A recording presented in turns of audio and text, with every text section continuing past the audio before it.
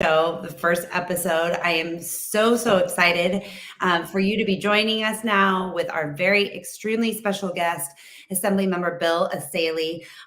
This is something we've been working on for a very long time in the background, and I am very hopeful that this show will not only educate you guys, but empower you and give you real life, concrete examples of what it looks like to take back your rights and to advocate for yourselves and also others who actually might not have the opportunity, time, or resources or platforms to do so themselves. I hope you guys know that all the information that we are bringing to you, all the guests that we're bringing to you have been vetted by us.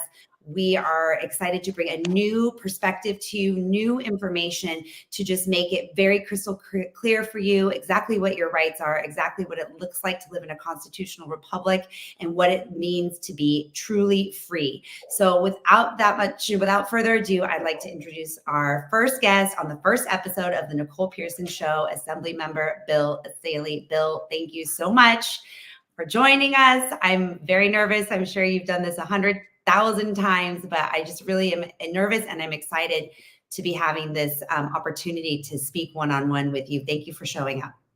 Thanks for having me. I'm frozen. Let's do this. It's nice. Are you there? That'd be on the very first inaugural show. So thanks for having me. All right, let's do it. There you go. Yeah, it is. I mean, I could not think of someone, a better person to have on the show. I know that you're not going to do this. So I'm going to do it for you, and it's going to be a little bit uncomfortable, but I want people to know who you are. And the reason why I have to do this for you, and this is just a testament to your character, is that people don't know your background as much as they should. So, many know that you are the son of Lebanese immigrants, that you were, perhaps they don't know, however, you're the first person to go to college and go to law school, that you were a White House legal intern, and that you worked for one of the most prestigious top firms in the entire world that I personally know and have gone up against. And they are very, very well accredited and very well regarded attorneys. And that firm, if you care to share it later, I think it's really important for people to know that about you, because you had a very promising and not that you don't now, but a very promising and lucrative career in private practice. And you chose to come into the public sphere and to the public sector and to become an assembly person. So I think that's really noble. And I was wondering if you would share a little bit more about your journey and your why you did that. Yeah, I've always had a calling for public service in whatever capacity that would be. I never really knew how that was going to pan out. I originally thought I wanted to be a police officer, and then ultimately I became a prosecutor and served the community, being the voice of victims in the courtroom. And what became clear to me very quickly, being a prosecutor, both at a local level and at a federal level, was that the real battle was the one taking place in the legislatures, in the political arena, because the prosecutor, the court, the judges, we can only do what the law allows. And the left has figured this out, and they figured out how to seize control of the levers of power in politics, and then they just change the law. So even if I have a really bad guy and I can prove he's committed a really bad thing, I can't lock him up if the laws don't allow me to do that. And so it became crystal clear to me that the battle was really at the state house, at least in California. And that's when I decided to run, because I didn't see anyone else running.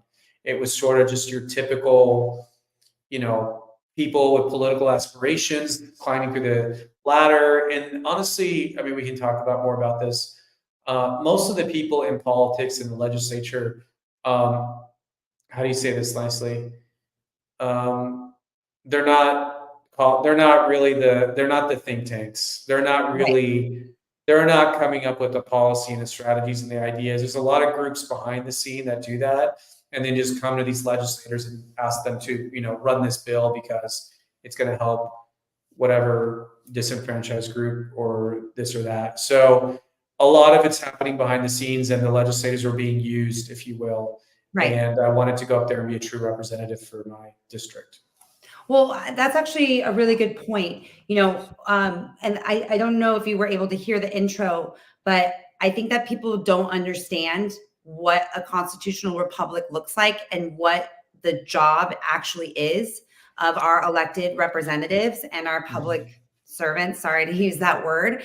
And that's actually something that I've seen you do. It's not just simply be a co-author. You're actually leading the charge on changing policy. And like you said, changing laws, implementing laws in the state of California. You and I flew up on a flight up to Sacramento one time, and I asked you, and I think it'd be great to share with our viewers now, are you getting pushback? I've heard horror stories. I've been up at the Capitol. You're the new guy. As we now know, Devin Mathis called you the noobs or the newbie on Twitter. I think it was Devin. And you are really shaking things up at the Capitol. Are you seeing a lot of pushback up there? Are you able to do the things that you want to do? And then at the end of the show, I want to know how we can support you to help you do the things that you want to do that you might not be able to right now.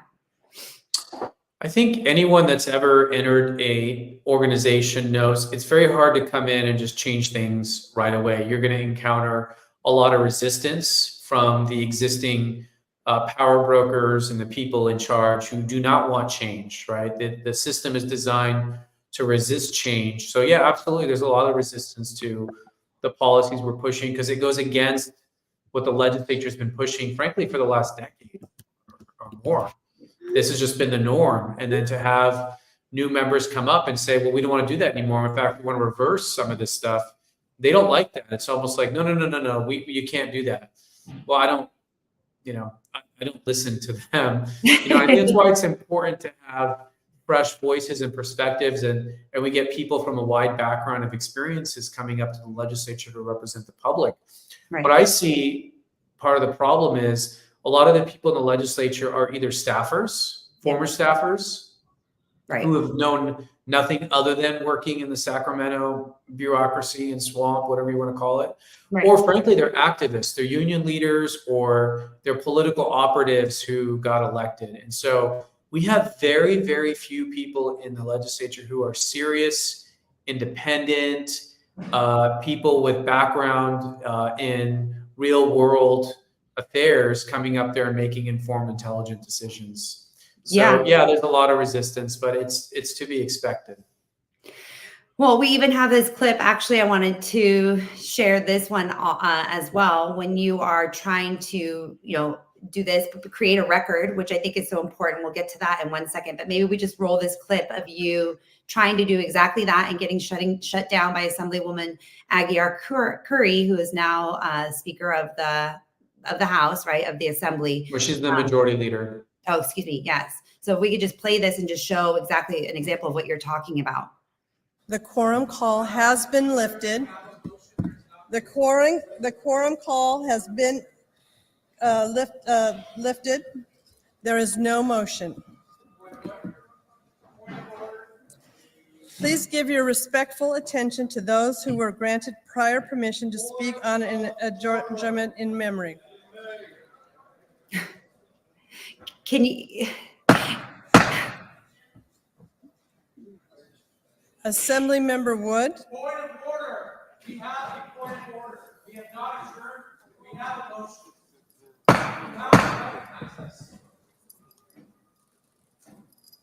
Can you? Assemblymember Wood. And here she is. Excuse me. It keeps going. Assemblymember Wood has the floor. Yeah, you can just see they don't even want us to speak. Yeah, can you explain what? Yeah. I mean, if you remember what was going on there? I mean, that seems. So we were debating. This was right after SB 14 had been killed by the Public Safety Committee. People who don't know, SB 14 was the bill authored by Senator Grove, which would make child sex trafficking a serious felony, which it's not. It was not under the law. And this was at the time Sound of Freedom was out, and Epstein and all this stuff going on. And so the public, when they heard that this bill got voted down, there was a huge outcry where even the governor criticized it. And what's ironic is the majority of the legislature, including Democrats and Republicans, had been co-authors on SB 14. Right. So the majority of the legislature says they want this bill, but then this small subcommittee, this public safety committee of just a handful of Democrats killed the bill. So what we were trying to do was to force a vote on the bill on the floor and have the Democrats take a recorded vote to see where they all stand to override the public safety committee. And they didn't want us to call that motion because I think they knew when it might actually pass. And they don't want Republicans to be able to exert any power or influence or get anything done in the assembly. So what they did is they just decided to ignore our procedural motions and point of orders, which we're all entitled to make and be heard on the floor. We're all equals on the floor. There's 80 of us. And so what you saw there was just her just flat out refusing to even call on me when I was going to make that motion to take a vote on SB 14. Yeah, no, I remember that. I remember, like you just said, the assembly, the safety committee killed it. You guys were trying to pull it to the floor. It just, what's the recourse for that? I mean, to me, it's so egregious for her to be banging her gavel. I mean, it's on live stream television or whatever live stream. We're all watching this. I mean, now we're more awake, right? Now we all know where this is accessible. Is there any recourse for you or for us? I mean, I guess as voters, it would be to, not support her next election. But what do we do with that? Well, the legislature is an independent branch of government, so we self-regulate, we self-police, and this is the problem with a supermajority: is there's no checks and balances, there's no control. Right. So, frankly, they can do whatever they want. The only real check we have left is the public. Yeah. So that's why I put it out on social media, put it out in the public. It got press, it got covered, so people can see what's happening in their name, and then people can reach out to her office, or call her, or lobby her, or whatever, or their own members and say, this isn't acceptable. So really the only check is the voters, the public making their voice heard, or at the ballot box. There's something, sorry. No, there's something the ballot box is the ultimate check. Right. And there's something that we say also, one of my mentors said, and it's true. I mean, I'm sure, we've talked about our lawsuits. You win in the court of public opinion before you win in the court of law. And especially when you're going up against the government, such as, facts, law, truth, justice, suing the government, whether it be the school district or a county board of supervisors, or you're in the government trying to keep your colleagues in check. I definitely have seen that where we get the movement is when we shine the public spotlight on the issue, because at the end of the day, these are elected representatives and they want to be reelected and they have their reputations to maintain. I mean, forget the Democrats. Okay. We already know there's only 18 assembly members, Republican assembly members. There are 80 of you. Obviously that is like a really small minority. What about your Republican colleagues? I mean, that's been the biggest frustration for us in this movement is we're looking for people like you are just like such a breath of fresh air. You're very brave. Okay. And I just want you to know that we respect you and we appreciate you because of that, for doing exactly what you just did in that video. But how do we get the other Republicans to take a stand with you? I mean, are they just all bought and paid for because they're career politicians, like you were just saying? Are they just scared? Is there something Epstein? No, I think in Sacramento. Come on. Yeah, you have to understand how the legislature works. So when you get elected, you're up in Sacramento most of the time. We're there 9 months of the year, January till September, 4 days a week, Monday through Thursday. So you have to remember our perspective is from Sacramento. Now, as a legislature, what do you do all day? You introduce bills, you debate bills, you sit on committees, you advocate for your district. So there's this instinct or this desire to want to be effective and get things done. Yeah. Well, you just said what the numbers are. We're only 18 Republicans and there's 62 Democrats. So the only way you could get something done in Sacramento is if you work with the Democrats and they let you get something done. Right. So I see some of my colleagues really fall into this trap where they fall in love with a bill that, okay, maybe it's a good bill, but it's not really anything revolutionary. It's not going to change anything substantive or important, but it has their name on it. And look, it made it out of committee. It has a chance of passing. So let's not go to war with the Democrats, because then they're going to kill my bill, or they're going to take out the funding, Right. which is minuscule, for my district, or there'll be some other punishment. They'll take me off my committee that I really like. I like being called the vice chair of judiciary or whatever committee. They're going to take that away from me, or they might move my office. So all these like psychological things go into play about people's willingness to really fight. And then also there's a personality aspect. I'm a litigator. I was a prosecutor. Yeah. I'm very comfortable being adversarial and in the adversarial system and process. And I think that's when you often get the best results, is when you have two strong advocates. And some of my colleagues are not. They like to be liked. They like to get along with people. They like compromise and all this stuff, which sounds great, but it just doesn't work in the world that we have now in politics, because the left is so extreme and so radical. There is no compromise on the important things. I mean, what I'm hearing is ego. There's a lot of ego that's happening at the Capitol. People, like you said, sensitivities, and they care about these things. I mean, you're already putting it all on the line. Last I heard, a little bird told me that you were removed from an actually in my opinion, a very important committee, the Judiciary Committee, that you were removed, stripped of that title. I don't know how it happened or what the process was. But I mean, it's already happening to you. You're already putting your money where your mouth is and suffering the repercussions of that. And just there's been a lot of repercussions, whatever you want to call it. I was the only member who did not receive funding for his district. So every year we had to ask for money for our district, whether our police station needs new radio equipment or something. This is like a big deal. I know it's something, so for example, the Democrats got on average $20 to $30 million for their district. We used to call this pork or pet projects, whatever you want, in the budget. Yeah. The Republicans got on average $1 million for their district. So it's not a lot of money. Are you okay? So they got $1 million for their district. Again, this is minuscule in comparison to government budgets and all that. And I got zero. So that was the first. Blowing my mind. This is not this is way worse than I thought it was. So I got zero. And then the committees, yes, I was removed from judiciary. I was the vice chair of judiciary. I was the vice chair of insurance. They removed me from that. I was removed from the privacy committee, which is the committee which we often, actually that one's surprisingly bipartisan in our critique or, oversight of big tech. So I was removed from privacy. I was removed from rules. So they removed from all these pieces. Can you just hold on for 1 second? This is my first show. I don't know how this works.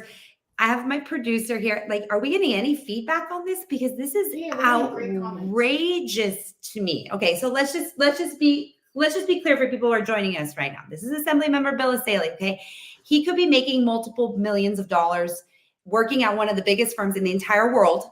Okay, probably partner, living his life, and decides that he needs to go into the public sector to help defend the defenseless, okay? And then as a prosecutor, okay, enforcing the law, he's understanding, or he's seeing that the laws, as you guys know, some of them are on our side, but there are many that are not on our side. So he decides to go one step further and actually start passing his own laws or changing the law. So now he's going directly to the Capitol to become a legislator, to draft the kinds of laws and protections that we deserve and need. So now he's there. He's like YOLO. He is guns a-blazing. They are defunding his district. They are removing him from committees. They are silencing him on the floor. They are violating their own oaths of office to keep him quiet and to keep his efforts and success, because you have success, you have so much support. I honestly, genuinely believe you are the most favored legislator in our Capitol right now. And you never talk about this. I know that you have tweeted some videos. I feel like we're friends and I would hear more about this. And I am completely floored by what you just shared with me. And I want to know, how we can help you so that doesn't keep happening. Yeah. Well, look, I would say this too. It's not really about me. And this is what I tell my staff and stuff at the Capitol.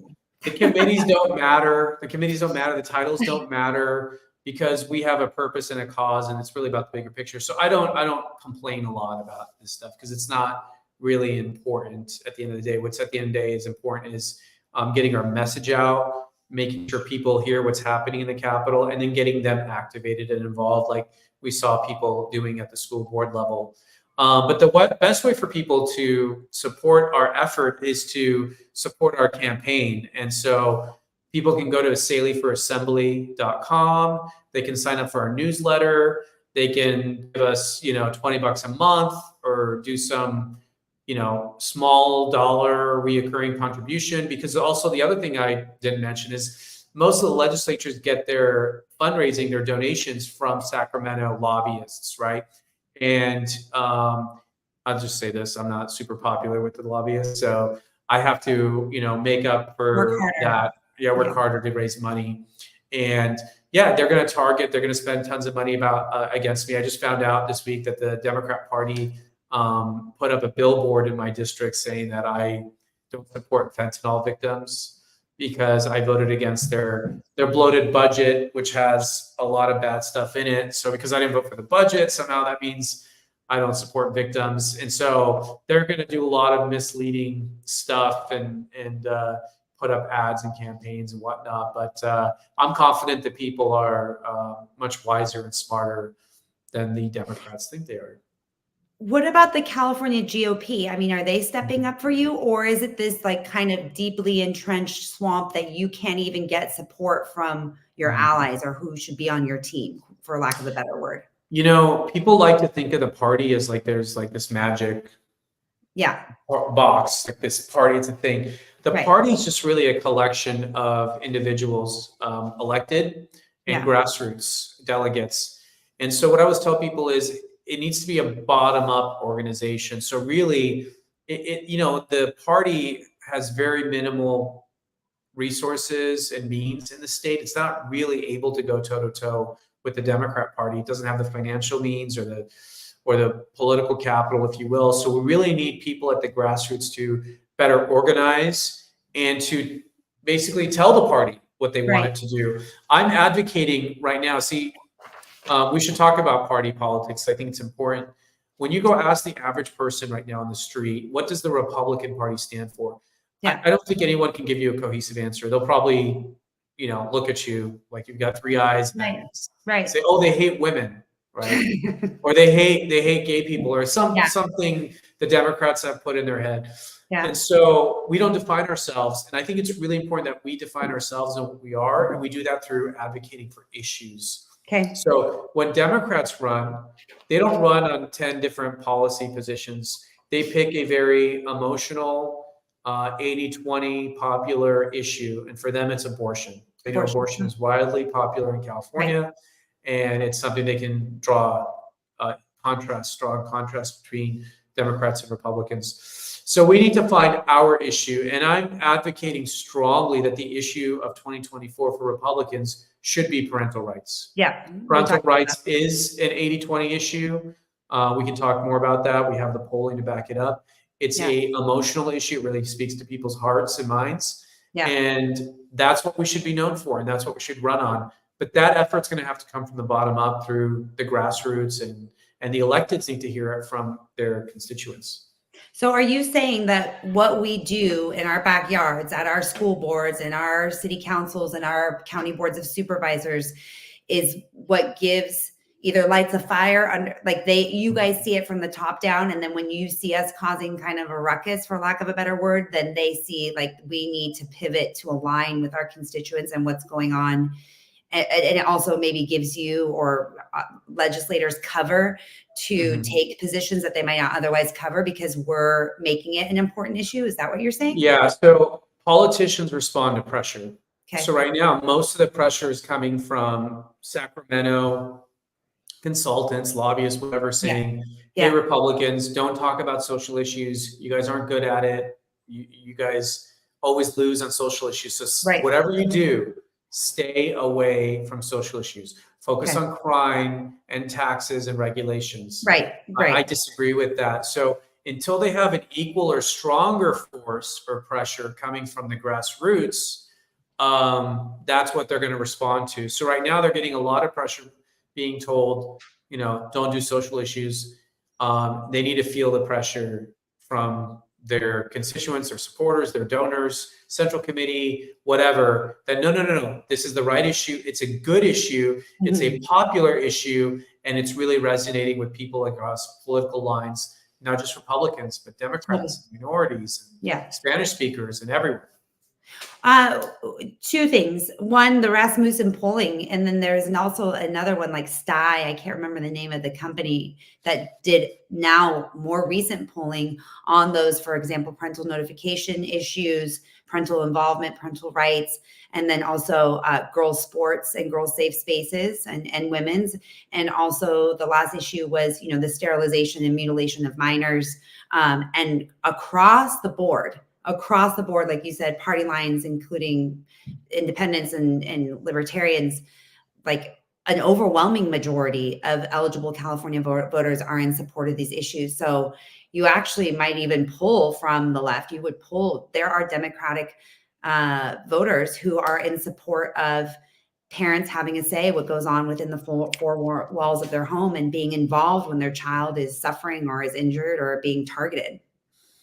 So I totally agree with you. Yeah, the polling is there. It transcends, like you said, political lines. And when you frame the issue appropriately, which is, do you think the government should be allowed to keep secrets from parents? Right. Should the government be able to indoctrinate kids with ideology and then hide the consequences of that from the parents? Absolutely not. And really, the fundamental question that we come down to is, who's going to raise our children? Are you going to let the schools and the teachers and the Gavin Newsom raise your kids, or are you as parents going to raise your own kids? That's what this fight's about. Well, it's really interesting you say that, because we just saw the other day with that football bill, the flag football or the tackle football bill, that Gavin Newsom came out and said parents have the right to decide what sports that their children play. And it's so wild that he would have the audacity, in my opinion, to say that, when he says that parents don't have the right to be involved in what curricula even though the Constitution and the laws, the education code support that parents are involved in deciding and developing curricula, choosing what books. I mean, we saw him fine Temecula Valley Unified School District over $1 million for parents saying what kind of books material they wanted their kids to read. We obviously have his henchmen, Tony Thurmond and Rob Bonta, who are actually physically going to school board meetings, and Rob Bonta suing school boards like Chino Valley Unified School District for, again, implementing policies that the parents want. So the hypocrisy is, I was floored. It's more than hypocrisy. The governor is very smart. He's very shrewd. What was that about? Yeah, so he understands the polling on parental rights. Oh, so he thinks he's reading the room and shifting. Yeah, well, he's appearing to shift without actually shifting. So, that's huge. If you remember, just a few months ago, he stood in front of a camera and said California is the most pro-parental rights state in the union. I do remember that. Right. It's not true. So Gavin Newsom does this thing where he just says things that aren't true, but he says it in a way that's believable, and people just reprint it. The media just reprints whatever he says. Right. So this was no act of courage. Him saying, "Oh, I'm not going to sign a bill that bans youth football," which was, to be honest with you, probably not going to pass. They bring it up every year for like the last however many years they brought it up, and they don't even have enough Democrats to support it. Right. This thing was never really going to pass anyway. But now he's taking credit and acting like he's pro-parental rights when he hasn't even had to make any hard decisions. So he just wants the credit and the headlines. Right. And, we even had people on our side being, saying, "Oh my God, look how great the governor is." Oh, Lord. I'm like, you guys. That's a problem. Do not give him credit. He's not doing anything. He's tricking the media to cover him as being pro-parental rights, when in the meantime, he's undermining parents left and right with all the bills he's signed and the position his administration has taken on key issues. Well, I have to speak from my perspective as like a grassroots guerrilla warfare, whatever, warrior, whatever I'm doing down here. I was very shocked. I mean, I'm never going to say I'm, in a bad way, but I was very surprised how activated parents got to fight this football bill. And we had bills like AB 665 by Senator Scott Wiener and Assemblywoman Wendy Carrillo, that legally emancipated minors, that now Gavin Newsom, this pro-parental rights figure, talking head, which he's not, which he signed into law. And we have this bill that's now going to be in effect January 1st, 2025, that allows 12-year-olds to leave their homes. And we were sounding the alarm on this bill. Like, I love the people that I work with, but AB 957, Lori Wilson's bill that was about affirming your transgender child. Like, to me, AB 665 was the most horrific bill that I've seen in my time working at the legislature. And I could not, it was like pulling teeth to get any media attention, really get support on it. And I don't know where that's going. That's not really a question, but to your point about making. Well, no, you bring up an important point. This is something that we struggle with in the legislature. Yeah. There's so many bills. Yeah. They introduced almost 3,000 bills last year. We have very limited media coverage on what happens in the Capitol. So it's very, very hard to focus the public on, the important bills that are going through, the good, the bad, and the ugly, I call them. Right. And so, to your point, there's just not enough bandwidth. So they have so many bills that go, and like a lot of them are going to go through. We can only really expose and strongly fight a few of them, like SB 14 was one of them that we got behind, or getting the governor to veto the other bill. But it's hard to stop everything, and we're not going to be able to, which is why I go back to, we have to change things at the ballot box. Right. That's, the people have to get back involved. And a lot of races, people don't know this. People think like, oh, Democrats win all these races, it's overwhelming. Yeah. No. A lot of races are won by very small margins. I mean, Greg Wallace, who we have, won by 85 votes. We had a Senate candidate, David Shepard, who lost by less than 20 votes. There's a lot of races that are within a 5-point margin. Wow. It's not that many votes, people. We can make a huge difference. But that the response to that is going to be, does my vote really matter? Blah, blah, there's elections, they're not elections. My solution is to find the candidates, focus in your area, support those candidates, do the door knocking, and then vote in person, and like literally caravan in person. It's one day out of the rest of, the 2 or 4 year term of that person. I mean, is there anything else that people need? Like, I think you could do both, right? You can focus on election integrity and still win elections. Okay. It's not one or the other. And this is a challenge I had in my district too. And I care a lot about election integrity. The very first bill I introduced in the legislature was on the issue of election integrity. So what I tell people though, is if you're gonna believe that your vote doesn't matter and there's no point in even voting, then they've already won. Yeah. They've already won. Because now they've suppressed your vote. That's a form of voter suppression. You're not even going to vote because you feel like, what's the point? That is what they want. Right. They want you to feel hopeless, ineffective, that you have no power. So don't even try. Okay. Right. This is their goal. So I say, what other options we have? We have to vote beyond the margin of fraud. There's always going to be some fraud in elections, but we have to overwhelm the system so we can get the right people in power so we can change things. Right. It's the only way. Right. Secondly, I do think with the system that we have now, we have to basically fight fire with fire. We need to be ballot harvesting. We need to be collecting ballots. We need to be voting early and making sure we bank all those votes and not relying and hoping that there's going to be this huge wave to show up on election day. Those days are over. We got a whole month. We need to get people early voting, get their ballots in, make sure they've been counted, vote early, bank your vote. And that's how we're going to win elections. It's going to be very nitty gritty. It's going to be taxing. It's going to be a lot of work.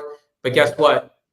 The Democrats are always going to be willing to do what it takes for them because they are committed to their power.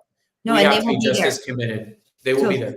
till 3 a.m. And we know that, and we know that they've been doing this for like over 50 years, just slowly planting the seeds and just waiting to reap what they've sown. So you mentioned issues right now. What's the biggest issue that you see? You know, I saw your AB 1370. Obviously, we know AB 1314 about the parental notification policy. I saw your bill AB 1378 about repealing health insurance coverage for illegal immigrants. 1783. Oh, excuse me, 1783. Sorry. You've spoken a lot about the border crisis, what's going on down there. What should we focus on as Californians? What should we be concerned about? And then how can we again support you? What should we be helping you get through? Well, obviously the border is a huge national issue. I mean, we had over 300,000 people come over the border illegally last month, which is not sustainable. A lot of them are coming right here to California, and now California is offering them free universal health care. Free is the wrong word because we're paying for it. Right, we pay for it, of course. Paying for it. It's going to cost $4 billion in California tax dollars to provide this universal health care, and that's in a year we're facing a $68 billion deficit. There's no shortage of issues for us to really campaign on. I think the difficulty is how do we pick those 1 or 2 or 3 issues and go all in for election year? What are they?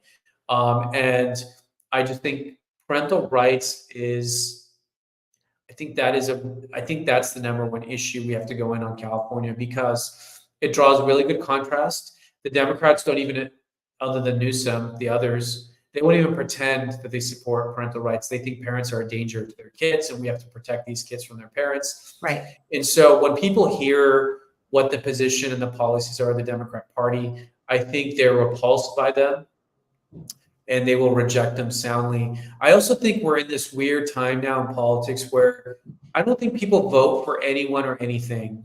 Okay, I don't think they're going there and they're like, oh, I like this candidate the best. I think they're voting against things. So you could argue the last election, like a lot of people didn't vote for Biden, they voted against Trump, for example. Right, I see what you're saying. Or same thing, they've brainwashed people into thinking Republicans are going to strip women of their reproductive rights. When they go vote, they're voting against Republicans. Right. So we have to create the same narrative issue for the Democrats. Yeah. Correct. So when people go to vote, they are going to be repulsed and they won't be able to vote for Democrat because they know what they stand for, and they are so against it that they're not going to give them their vote. I mean, I think that we are getting there. I mean, people, when like you asked, or if you asked someone earlier about they think a Republican Party stands for, I think right now, if you went and asked, 100 people on the street and they asked about, what the Democratic platform is or what they stand for, I think it would be, again, against the parental rights. It would be, the mutilation and sterilization of minors, like gender affirming care. I think that people are getting a little bit, not overwhelmed. They're just the left's stance on abortion is getting even a little bit too extreme. We saw AB 2223, Buffy Wicks. And I think that when you put all of it together, because they usually pick one issue at a time, but when you put it all together, you have to make a concerted effort to paint the entire picture. It's a very extreme,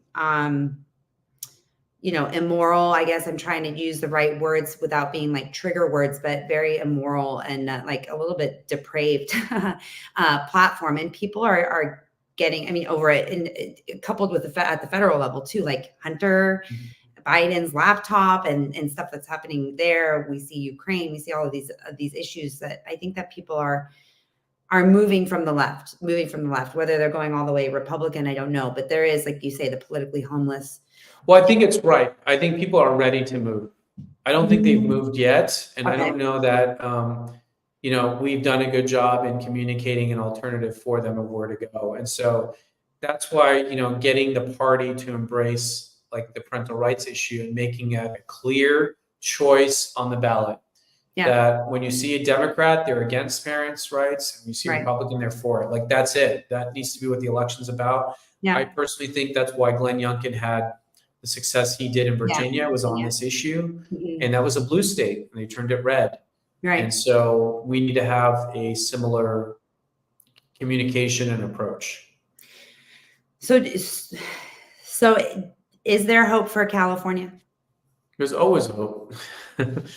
There's always hope, but hope's not enough. I mean, people have to get involved and get engaged. At the end of the day, everything we do is in the name of the public and the people. So it's the Yeah. people who entrust us with the power to do the things that we do. So, that's why voting is not some cavalier thing that, oh, I need to get it to get a sticker. You need to really be an informed voter, know what's happening, know the issues, and make sure you're making an informed decision.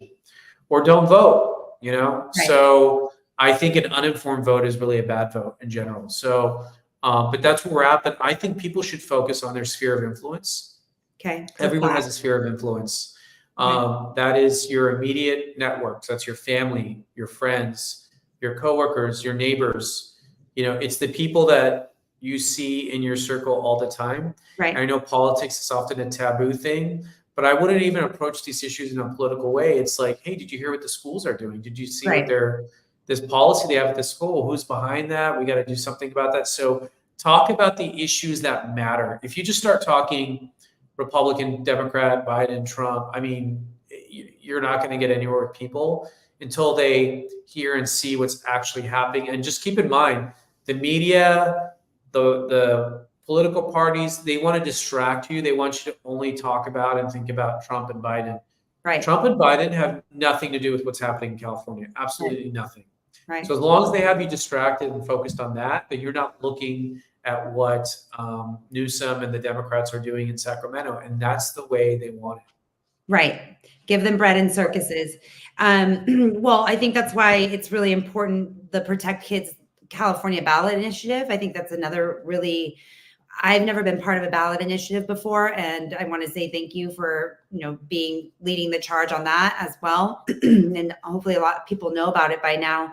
But to those three of the biggest issues that we see right now in California, again, sterilization and mutilation of children once you're an adult, whatever you want, involving parents when their children are suffering, having mental health issues, including gender confusion, and then protecting girls and women's sports and safe spaces is what this ballot initiative is designed to do. And that's something that actually places the power directly back into our hands. So we don't have, like you've just described, we don't have those representatives who are going to bat for us.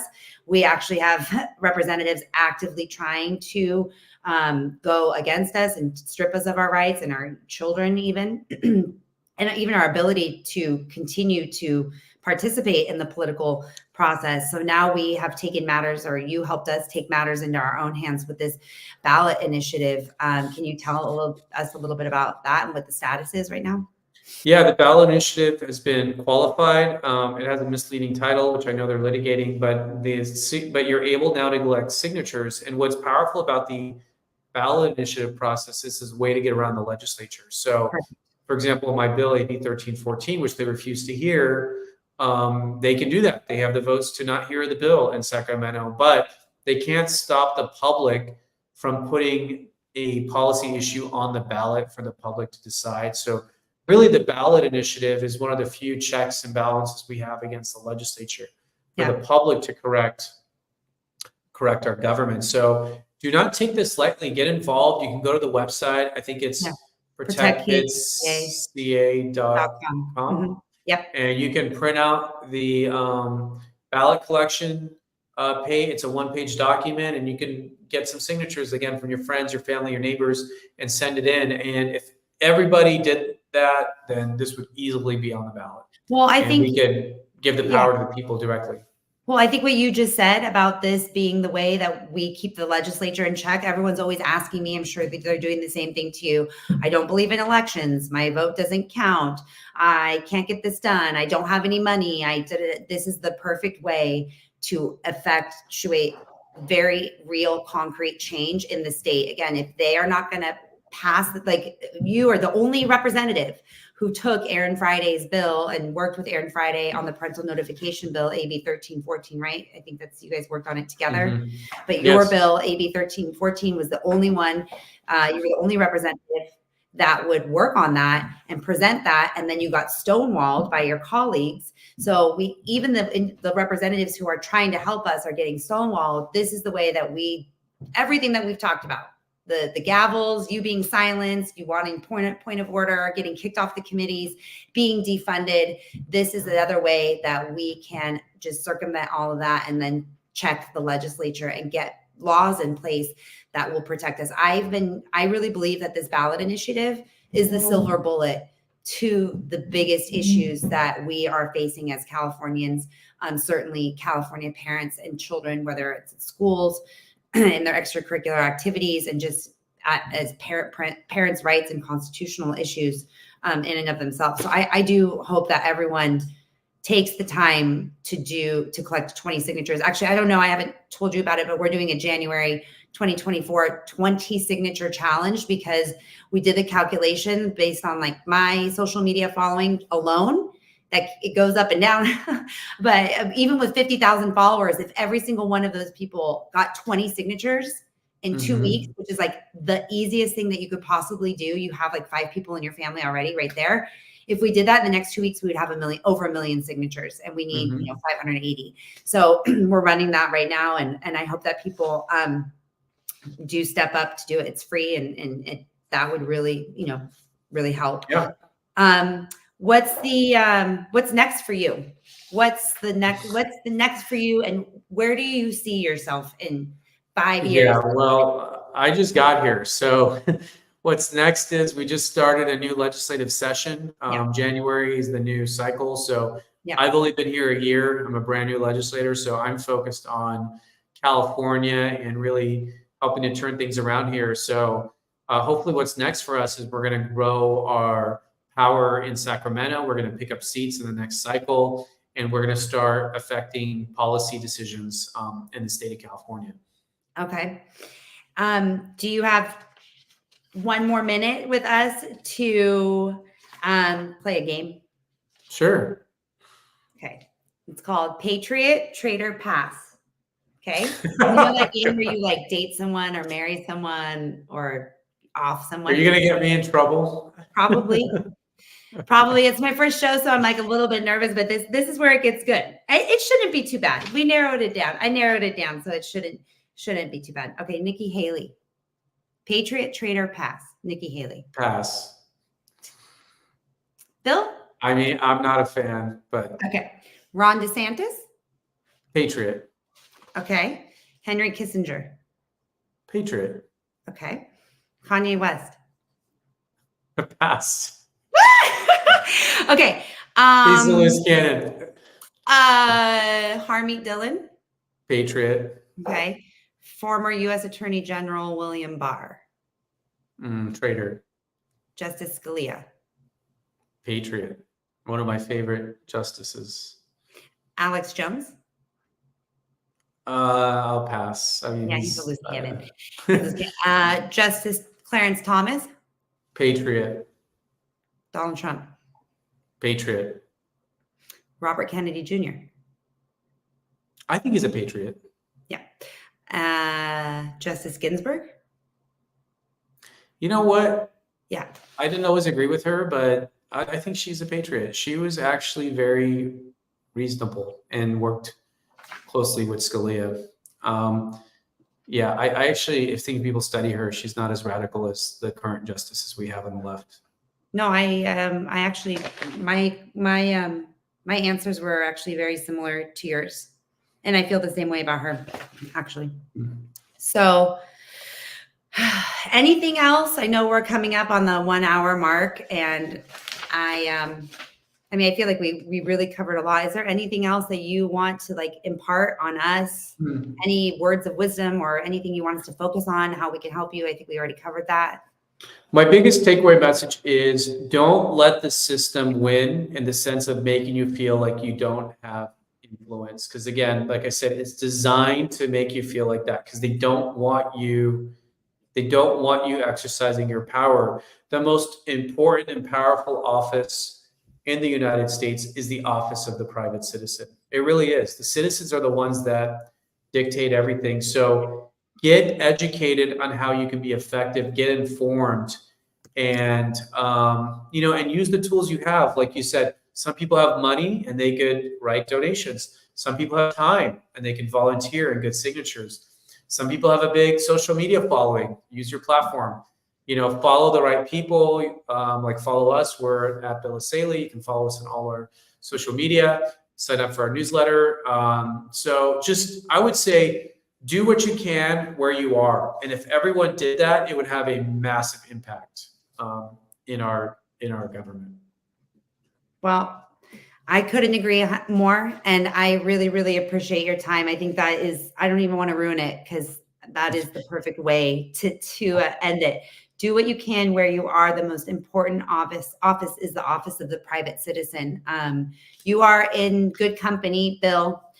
This community, this facts, law, truth, justice community really believes in that. I really believe in that as well. I get that question all the time because I think that a lot of government systems and government actors or operators, I feel like it's very compromised and it's just, it's a show. And people ask me, then why are you doing this? Why are you on the executive team for the ballot initiative? Why are you helping Bill Essayli with AB 1314 or Shannon Grove with SB 14? And why are you running elections and going to school board meetings? And my answer is because I live in a country where I have the opportunity to do that and I have the right to do that. But if we don't, then what happens when we don't stand in the gap? What will happen? We'll get swallowed up by everything that you and I just discussed over the last hour. So I really, really appreciate you and I respect and admire you a lot. And my family thanks you. There are millions of children in the state and families who really appreciate your help. So thank you so much. We will go. Can you just remind us one more time of your website so we can go support you? Yeah. One more time. So my website is Essayli for assembly.com. Essayli is ESSAYLI. And then our handle for all our social media is @Bill Essayli. Okay. And thank you That's for awesome. having me on your very first show. We did it. I almost passed out, but I didn't. Thank you so much for being here. And I will see you at the Capitol, I'm sure, or at a meeting. See you there. All right. Talk to you soon. Take care.